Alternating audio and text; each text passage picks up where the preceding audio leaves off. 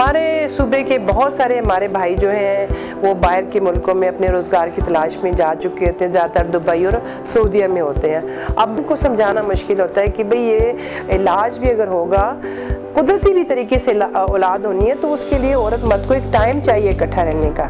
दूसरा ये कि अगर हम इलाज शुरू करते हैं तो उसमें कुछ टाइम टेस्टों में लगता है, कुछ टाइम दवाइयों के असर होने में लगता है। अब ये होता है कि टेस्ट जब हम एडवाइस करते हैं तो उसमें मर्द के टेस्टों के साथ औरतों के टेस्ट कराते हैं। औरतों में ट्यूब्स का टेस्ट बहुत ज़रूरी है, जिसमें बिस्मिल्लाहिर्रहमानिर्रहीम, मेरा नाम प्रोफेसर डॉक्टर सदाकत जबीन है। मैं पिछले 30 साल से शोबा निगहदाश्त माँ और बच्चे और गायनी के शोबे से मुंसलिक हूँ। इस शोबे से ताल्लुक़ रखते हुए बहुत सारी ख़वातीन को देखते हैं जो कि मुख्तलिफ़ मसाइल के साथ, मुख्तलिफ़ बीमारियों के साथ हमारे साथ पास आते हैं।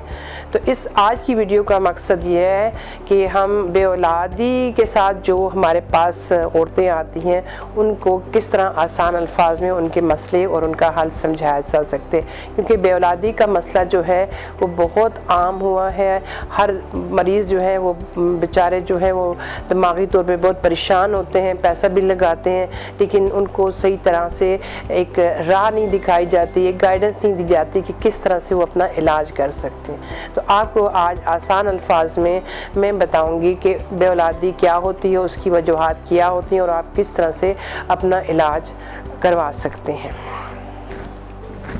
आज का जो टॉपिक डिस्कस हम करेंगे वो है बेऔलादी का।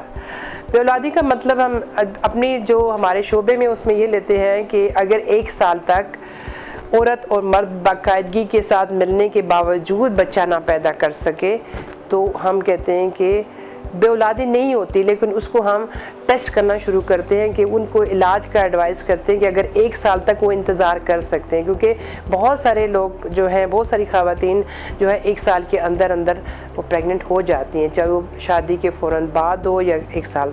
तो इसमें यह कि 1 साल से पहले भी इलाज का मसला ये है कि इंतज़ार किया जा सकता है, लेकिन 1 साल का वक़्फ़ा इसलिए रखते हैं कि इसके बाद फिर हम टेस्ट करना शुरू करते हैं। अब बेऔलादी जो है वो ऐसे नहीं होता है कि कोई औलाद ला ही नहीं सकता।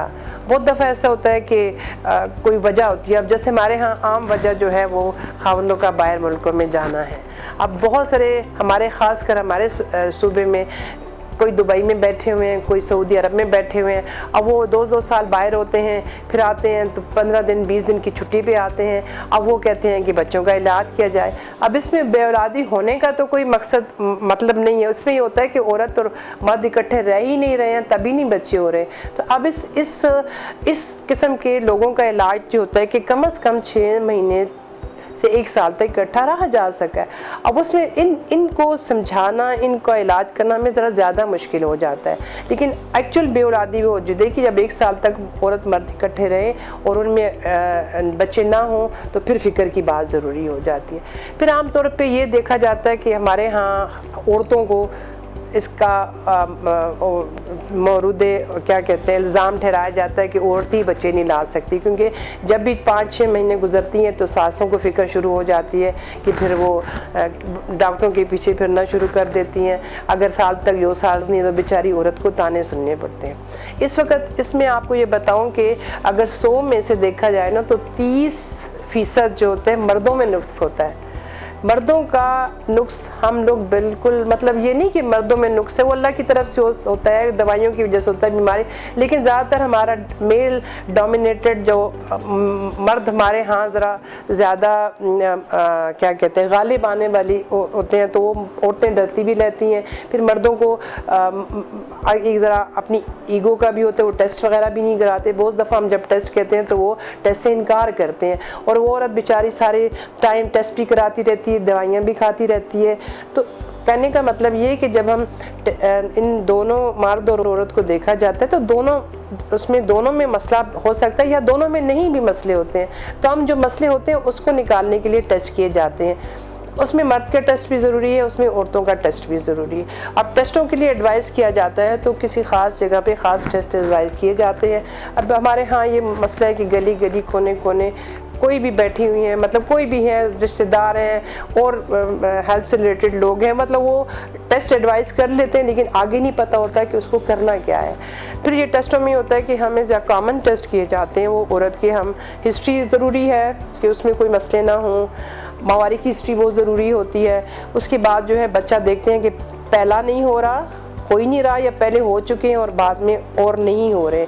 बहुत सारे ऐसे भी होते हैं, आप देखें कि हमारे 5-5, 6-6, 8-8 भी बच्चे होते हैं फिर भी वो बच्चा लाना चाहते हैं। तो ऐसी औरतों को भी हम मना इसलिए नहीं करते कि मरीज़ जब डॉक्टर के पास आता है तो उसका इलाज, वो उसका राइट है कि वो जो इलाज जाएगा वो डॉक्टर उसको करेगा।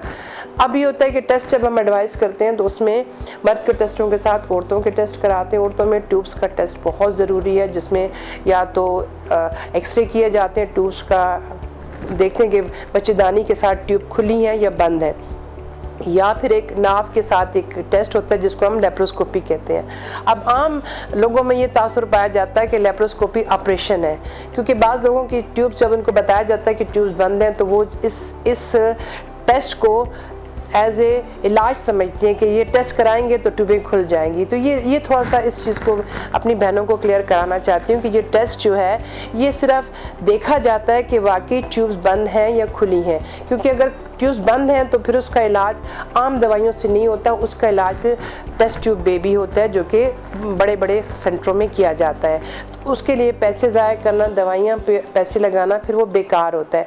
और अगर ट्यूब्स खुली हैं तो फिर मुख्तलिफ दवाइयाँ, मुख्तलिफ तरीका। तो पहला मरहला जो होता है, औरत मर्द को देखना होता है, उनके टेस्ट कराना होता है। अगर कि उनमें कोई नुक्स नहीं है या टेस्टों में कोई ख़राबी नहीं है तो सिंपल इलाज दवाइयों से 3 महीने 6 महीने कराया जाता है और उसके मुताबिक फिर स्टेप वाइज इलाज करते हैं। और अगर कहीं मसला निकल आता है औरत में या मर्द में तो फिर उसके मुताबिक उसका इलाज किया जाता है।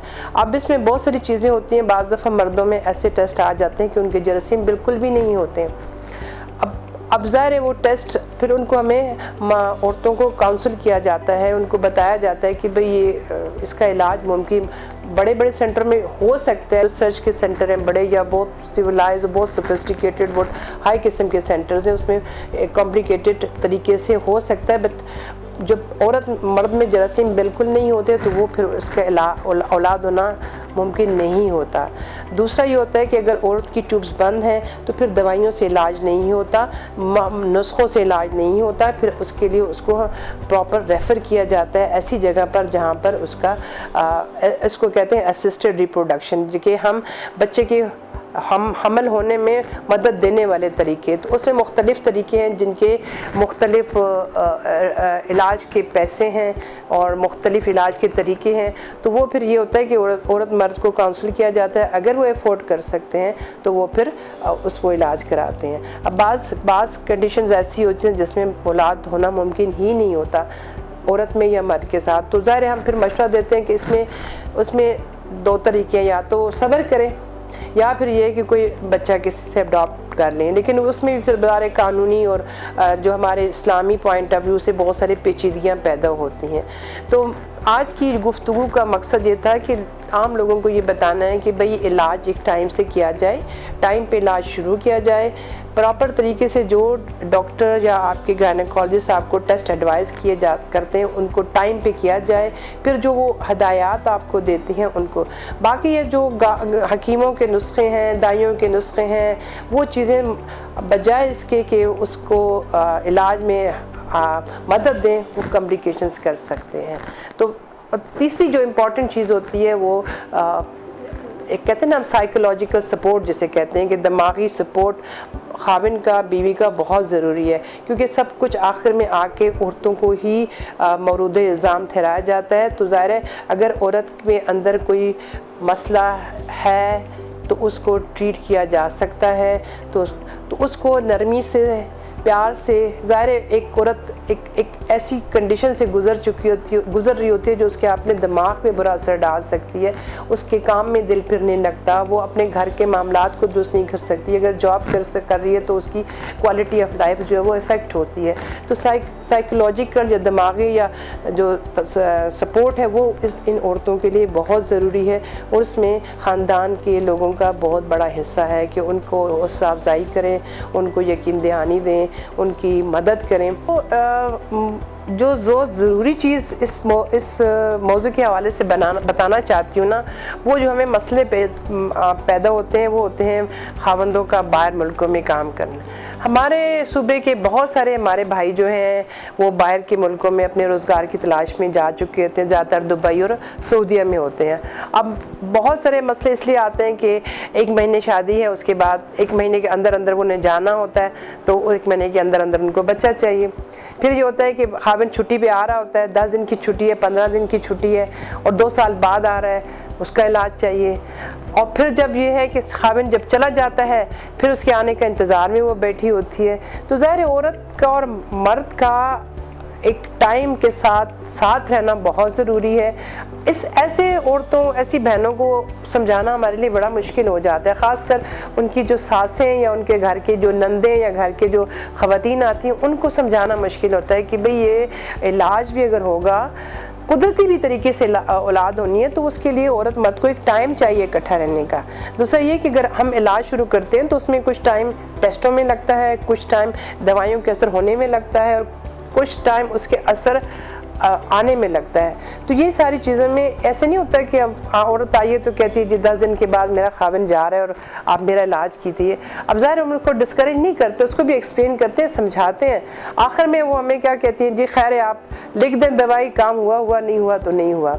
अब ज़ाहिर इस तरह के भी हमारी बहनें हैं, तो इस तरह से के इलाज से बाज़ समय हमें भी मुश्किलात होती हैं, बाज़ टाइम मेरी बहनों को अपनी मुश्किलात होती हैं, क्योंकि अननेसेसरी जल्दी में टेस्ट करने से उनकी सेहत भी ख़राब होगी, अननेसेसरी दवाइयाँ देने से उनके अपने बुरे असरात हो सकते हैं।